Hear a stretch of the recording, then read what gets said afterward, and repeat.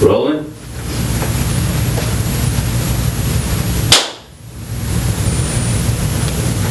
And action.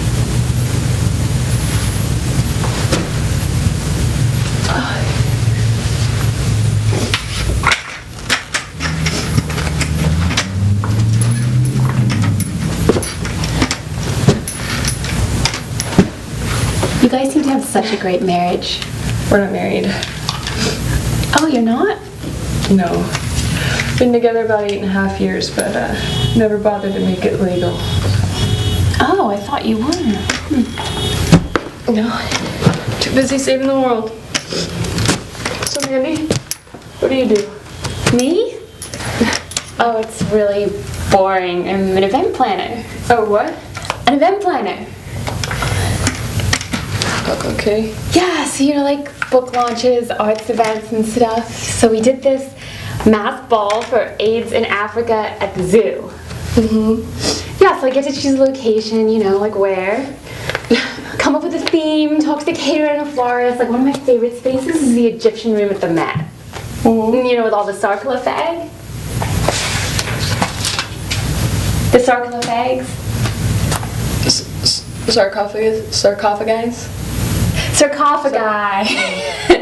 Yeah, so we did this after party there for a movie that was set in Egypt. It was like you're really there in this like spooky ancient place. It was super intense. I bet. Yeah. I guess you could say that I'm into events too. You are? Wars, famines, genocides. I don't know how you go to those places. I mean, war zones? It's not as hard as you might think. Or my parents' house all over again, just on another scale. But like how you can even concentrate with all that going on, it must be super intense. I don't really think about it. When I look down that little triangle, time stops. Everything around me and all the sound just cuts out and all I see is a picture. Well, your pictures are beautiful. Oh, thank you. Yeah, I don't mean like beautiful, They're... You can call them beautiful. I think they're beautiful. And again, I'm their mother. So, I know how much you and Richard mean to each other. Mandy, you don't have to. No, Richard told me everything. That was like 20 years ago. Yeah, but you guys stayed friends, and that's amazing. And then I come along, and it's like, oh my god, who is she? She must be Richard's midlife crisis. But No. No, I'm not. Like, whatever brought us together, we're together. I love Richard. He's such a good man. Yeah, he is. He's smart, he's kind, he's caring. I love the way he sounds, I love his voice. Yeah, he's a little older than me, but it's not like I go and going, oh my god, he's like 3 years younger than my dad, because I don't. I know, my world is like so provincial. It's like this big, and yours is like this big. My world is as big as from here to the bathroom. I gotta get this leg working like a leg again. What happened? It's okay. Richard told me a little bit. It's fine. It was a car bomb, and it blew me, I don't know how many feet into the air. One of my cameras turned up like 20 yards away, got shrapnel to the head, and banged up this leg pretty good. They medevaced me to Germany. They kept me in a coma until swelling went down. Well, it was great that Jamie was there. Jamie wasn't there. Oh. No, he'd flown back 4 or 5 weeks earlier. He came out afterwards.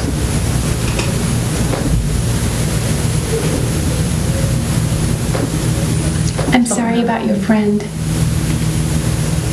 What? Didn't you have a friend with you? My fixer. Your what? Fixer. That's what we call interpreters over there. Fixers, guides, go-betweens. They set up meetings and interviews and talk to locals, and they pretty much do everything for us, and we would be lost without them.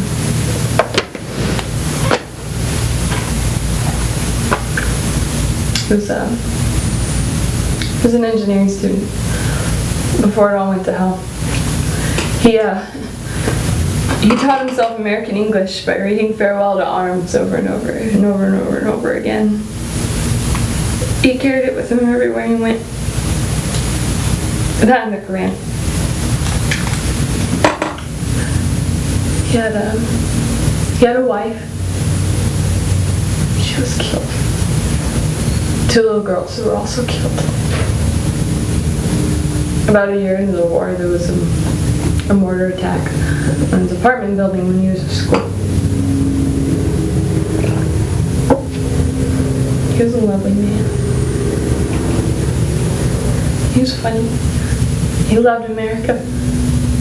He loved America so much. He loved everything about it. You know, TV, television, movies. What was his name? His name was Tariq.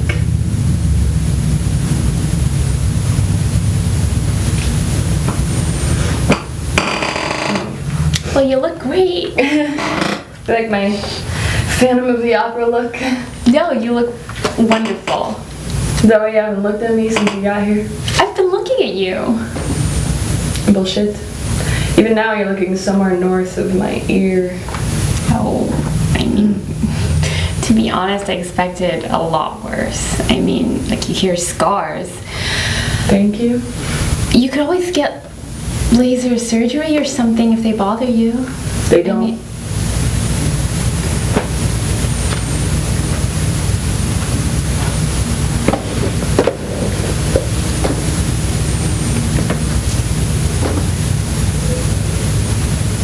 What about your pictures? Oh, yeah, I've got some here on my laptop. Can I see? It's thousands more I still have to download. Sure. Why not?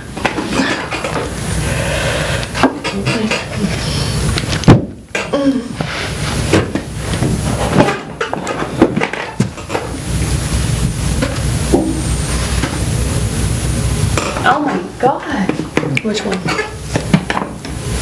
The mother crying over her child? Are those burns? Yeah.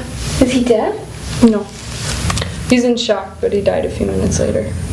God, but how could you be so... this poor little boy? I mean, maybe you took him to the hospital instead of taking his picture. Rescue workers were there for that. Yeah, but this boy was dying. He was dying. He would have died anyway, and I wouldn't have gotten his picture. But you could have been helping him. I was helping him How is that helping him? by gathering evidence. If it wasn't for people like me, the ones with the cameras, who would know? Who would care? I saw this thing on TV about Africa. This baby elephant got separated from its mother in a sandstorm.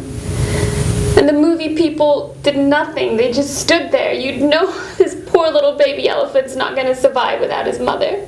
But they did nothing. They just kept filming. That's what they were there to do. Animals die in the wild. That's life, and it sucks. It's unfair, and there's nothing we can do about it. You can't expect a photographer to step into a frame and change something that they don't like. We're not there to stage the truth. We're there to capture it. Yeah, but a whole film crew just stood there and did nothing. Couldn't they have made an exception just this once? Couldn't they have brought him closer so that she could sniff him? That's all it would have taken. The elephant would have survived. I wish I could cry like that. But I can't. Because I can't let it get to me. If I let it get to me, then I can't. How can I do my job? I couldn't.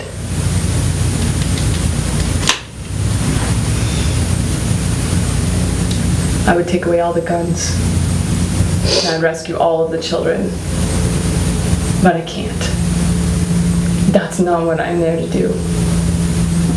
I'm there to take pictures.